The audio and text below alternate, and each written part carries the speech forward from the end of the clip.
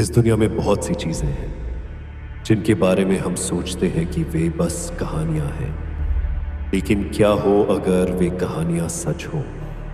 क्या हो अगर कोई ऐसी शक्ति हो जो हमें देख रही हो, हमारे आसपास हो, पर हमें दिखाई न देती हो? आज की कहानी उसी अंधेरे से निकली है जहां हम नहीं जा सकते।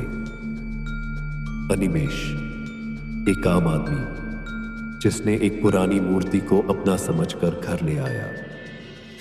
पर क्या वो मूर्ति उसकी किस्मत बदलने आई थी या उसके जीवन में एक भयानक अंत लाने? तो तैयार हो जाइए इस रहस्यमयी और खौफनाक सफर के लिए। एक सफर जहां एक गलती किसी की जिंदगी को एक डरावने अंत में बदल देती है। ये कहानी सिर्फ एक मूर्त की नहीं, बल्कि उस अंधेरे की है जो उसके साथ घर आया।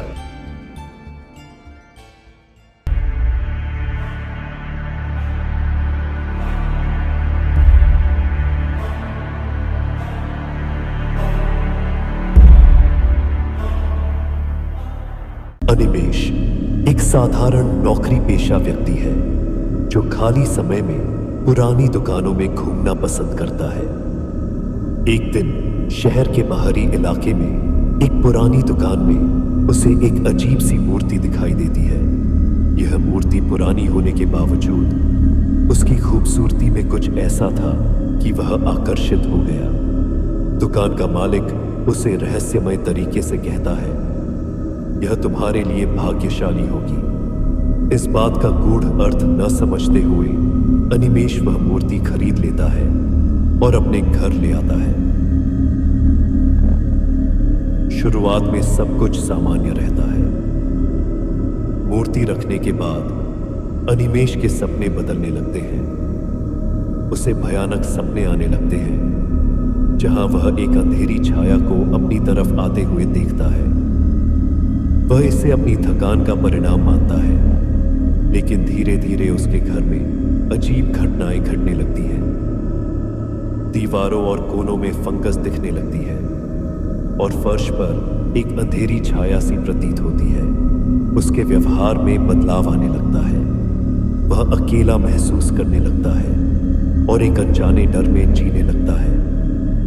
धीरे धीरे अनिमेष के व्यवहार में बड़ा बदलाव आता है। उसके साथी और दोस्त महसूस करते हैं कि वह पहले जैसा नहीं रहा। वह हंसता बोलता कम हो गया है। यहां तक कि परिवार के सदस्य भी उसे अजीब मानने लगे हैं। अनिमेष खुद भी समझने लगता है कि वह अपने आप पर नियंत्रण नहीं रख पा रहा है और उसका मन अजीब सी घबराहट से घिरा हुआ है। अनिमेष एक पुरातत्वविद से मिलकर मूर्ति के बारे में पूछताछ करता है।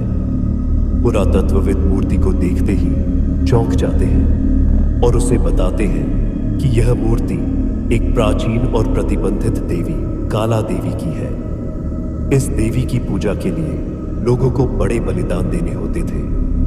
पुरातत्वविद उसे चेतावनी देते हैं कि काला देवी की मूर्ति जहां भी रहती है वहां उसकी अशुभ छाया पड़ती है जो सब कुछ नष्ट कर देती है। अनिमेष इस चेतावनी को अनदेखा कर देता है। धीरे धीरे अनिमेष का घर एक भूतिया जगह में बदलने लगता है। वह मूर्ति से अजीब अजीब आवाजें सुनता है और कभी कभी उसे लगता है कि मूर्ति की आंखें उसकी ओर देख रही हैं। रात में उसे दम घुटने जैसा एहसास होने लगता है, जैसे कोई उसे पकड़कर दबा रहा हो। अनिमेष समझ जाता है कि यह मूर्ति उसकी ऊर्जा को खींच रही है और वह इससे छुटकारा पाने का निर्णय करता है। अंत में अनिमेष मूर्ति को नष्ट करने का प्रयास करता है, लेकिन हर बार अजीब घटनाएं घटने लगती हैं। घर के विभिन्न हिस्सों में काले धब्बे दिखाई देते हैं और मूर्ति से छुटकारा पाने के चक्कर में उसकी मानसिक स्थिति और खराब हो जाती है। अंततः एक भयानक रात में काला देवी की छाया उसे पूरी तरह से अपनी गिरफ्त में ले लेती है। सुबह उसे एक भयावह स्थिति में मृत पाया जाता है और लोग मानते हैं कि यह सब उस अभिशप्त मूर्ति की वजह